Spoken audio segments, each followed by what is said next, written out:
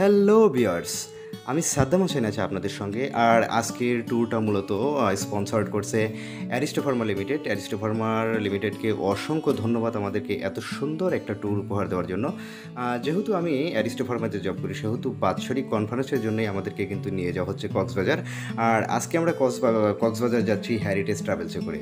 আর heritage travels কিন্তু সম্পূর্ণ একটি ব্যতিক্রমধর্মী বাস, আপনারা দেখতেই পাচ্ছেন, কারণ এটা দোতলা লেভেলের সিট করা আছে এবং আপনার হাতের ডাইন পাশে কিন্তু আপনার দুটো সিট রাখা আছে এবং হাতের বাম পাশে আছে একটি সিট, এবং এই সিটগুলোতে কিন্তু আপনারা বসে না, শুয়ে থেকে যেতে পারবেন। মানে কতটা কমফোর্টেবল আপনারা চিন্তা করেন, সিটে যাবেন তারপরে মনে করেন শুয়ে থেকে যেতে হবে।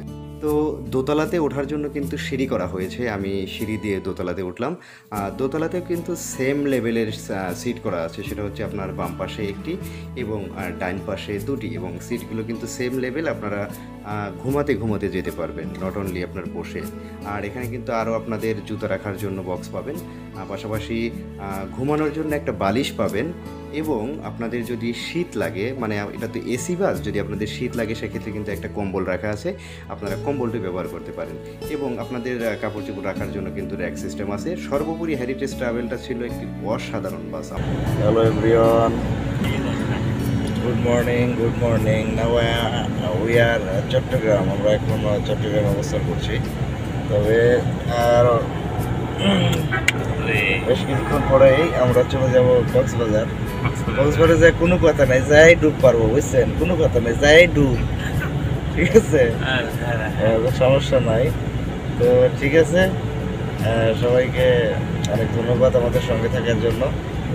আমি চেষ্টা করব কক্সবাজারের টোটাল জার্নিটা, আমাদের সিলেট থেকে কক্সবাজার পর্যন্ত টোটাল জার্নিটার সব ফিচারই কম বেশি আপনাদেরকে দেখানোর জন্য।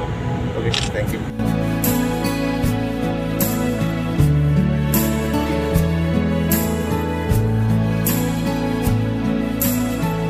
আমরা এখন ওভার ব্রিজের ভিউটা দেখানোর চেষ্টা করছি। ও সো সো সো নাইস।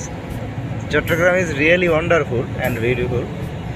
আর চার্মিং মর্নিং, মানে মনোমুগ্ধকর সকাল। চট্টগ্রামের মনোমুগ্ধকর সকাল। ফ্লাইওভারের দৃশ্যগুলো অনেক সুন্দর না?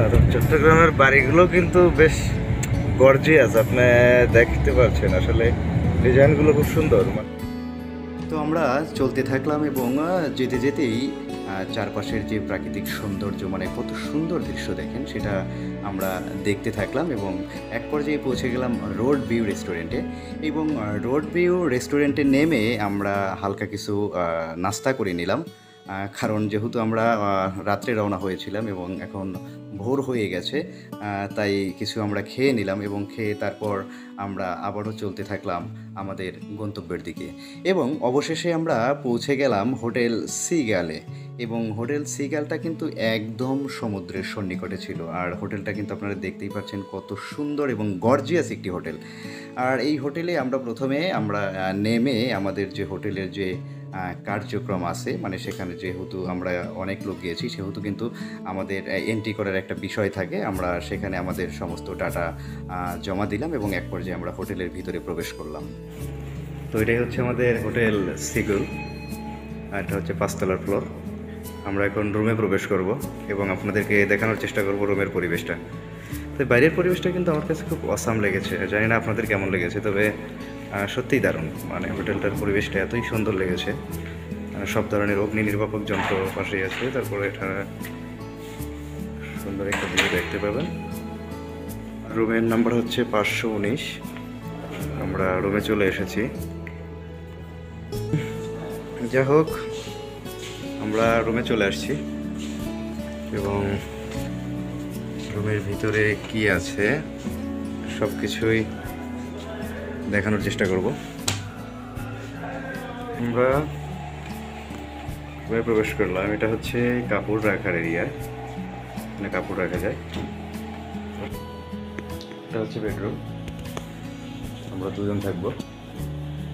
এখানে সুন্দর ল্যাম্পের ব্যবস্থা আছে, লাইটিং, পাশাপাশি ওয়ালের ভিউটাও কিন্তু দারুণ।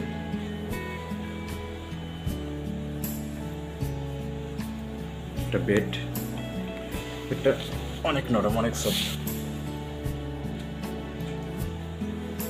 এটাই হচ্ছে বেড, এখানে ল্যান্ড ফোন আছে ফোন করার জন্য। ওয়াশরুমটা একটু দেখাই আপনাদেরকে, ওয়াশরুমটাই মেইন বিষয়। টেলিভিশন আছে, আয়না আছে, এটা হচ্ছে ওয়াশরুম। ওয়াশরুমটাও সো নাইস। ওয়াশরুমটা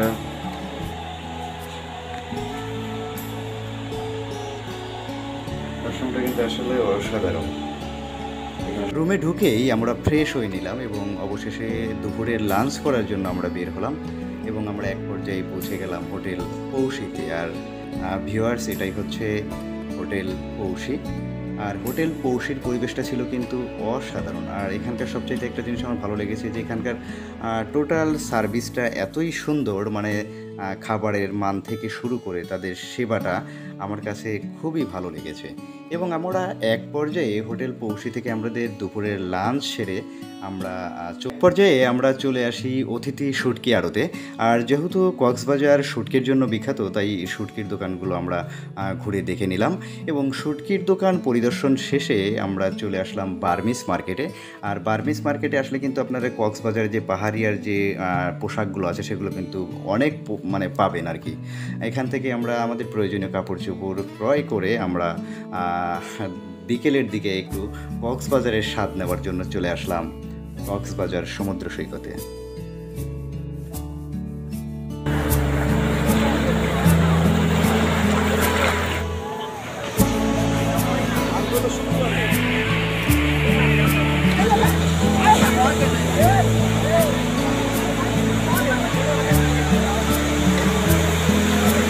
কক্সবাজার সমুদ্র সৈকতে দাঁড়ালে আপনাদের মনটা কিন্তু এমনিতেই ভালো হয়ে যাবে, কারণ এটা এমন একটা জায়গা যে আপনি এখানে দাঁড়ালে আপনার মনটা কোথায় যে হারিয়ে যাবে আপনি নিজেও বুঝতে পারবেন না এবং আপনাদের শুধু ভালোই লাগতে থাকবে এই সমুদ্রের বিশালতাটা দেখে।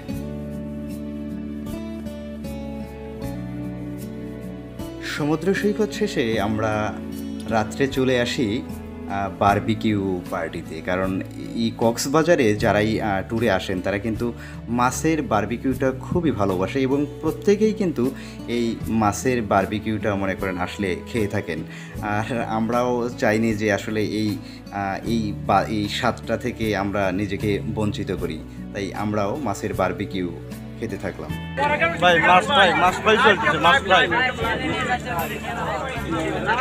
কক্সবাজারে আসলে কিন্তু আপনারা বিভিন্ন রকম ফলের জুসও পেয়ে থাকবেন, আর আমরাও সেটা থেকে নিজেদেরকে বাদ দিতে চাইনি, তাই জুস খেয়ে আমরা চলে আসি আমাদের হোটেলে।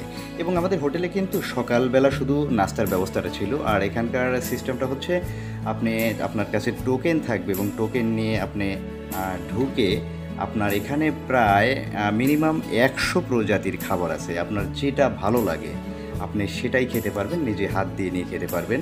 এটা এই হোটেলের আপনার সকালের নাস্তার বৈশিষ্ট্য এবং আপনি একবার এই রুম থেকে বের হয়ে গেলে কিন্তু আর ঢুকতে পারবেন না।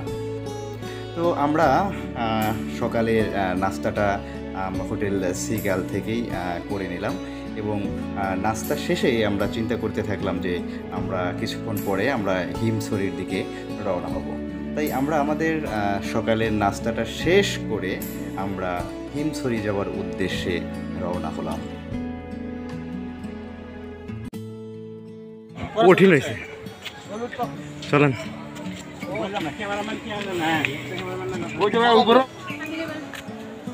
হ্যালো গাইস, এখন আমরা যাচ্ছি হিমছড়ি পাহাড়ে,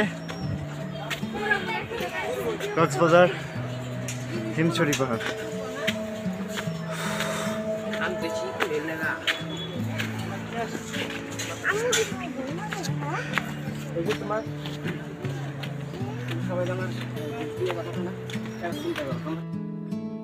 হিমছড়ি পাহাড়ের দৃশ্যটা ছিল কিন্তু খুবই চমকপ্রদ। আশেপাশে যে পরিবেশটা মানে কি বলবো ভাই, অসাধারণ লাগছিল, অসাধারণ। আর এখান থেকে সবচাইতে ভালো লাগার যে বিষয়টা সেটা হচ্ছে আপনারা হিমছড়ি পাহাড়ের উপর থেকে কক্সবাজার সমুদ্র সৈকতের একটা রোমান্টিক ভিউ পাবেন, যে ভিউটা হয়তো বা অন্য কোনো জায়গা থেকে আপনারা পাবেন না। কিন্তু হিমছড়ি পাহাড়ের চূড়ায় যদি আপনারা ওঠেন এবং উঠে যদি সমুদ্র সৈকতের দিকে একবার তাকান, আমি 100% শিওর আপনাদের মনটার সাথে সাথে ভরে যাবে এবং আপনারা হারিয়ে যাবেন সমুদ্রের অতল গহীনে। সমুদ্র সৈকতের দৃশ্য দেখতে দেখতেই আমরা চিন্তা করতে থাকলাম আমাদের পরবর্তী দিন কনফারেন্স। আর সেই কনফারেন্সে যাওয়ার জন্য আমরা প্রস্তুত হয়ে গেলাম এবং অবশেষে চলে আসলাম আমাদের বাৎসরিক কনফারেন্সে, অ্যারিস্টো ফার্মার বাৎসরিক কনফারেন্সে। তো যাই হোক, সর্বোপরি মানে এত ভালো লেগেছে, আর আমি অ্যারিস্টো ফার্মাকে আবারও থ্যাঙ্ক জানাচ্ছি আমাদেরকে এত সুন্দর একটা ট্যুর উপহার দেওয়ার জন্য। আমি অ্যারিস্টো ফার্মার প্রতি কৃতজ্ঞতা জ্ঞাপন করছি। আর কি বলবো, কক্সবাজার সম্পর্কে আসলে ওরকম কোনো কিছু বলার নেই ভাই। এখানে শুধু একটা কথাই বলবো যে এটা এমন একটা আল্লাহর অপরূপ সৃষ্টি যে এইখানে আপনি আসলে আপনার মন অটোমেটিকলি ভালো হয়ে যাবে। আপনি হারিয়ে যাবেন অন্য এক জগতে, মানে আপনি স্বাভাবিক জীবনে থাকতে পারবেন না, আপনি হারিয়ে যাবেন। যারা দেশ এবং দেশের বাইরে থেকে আমার এই ভিডিওটি দেখছেন তাদেরকে অসংখ্য ধন্যবাদ। আমাদের ভিডিওটি যদি আপনাদের এতটুকু ভালো লেগে থাকে তাহলে অবশ্যই লাইক, কমেন্টস এবং শেয়ার করে আমাদের সঙ্গেই থাকবেন এবং পরবর্তীতে আরও নতুন নতুন ভিডিও বানাতে উৎসাহিত করবেন। ধন্যবাদ সবাইকে।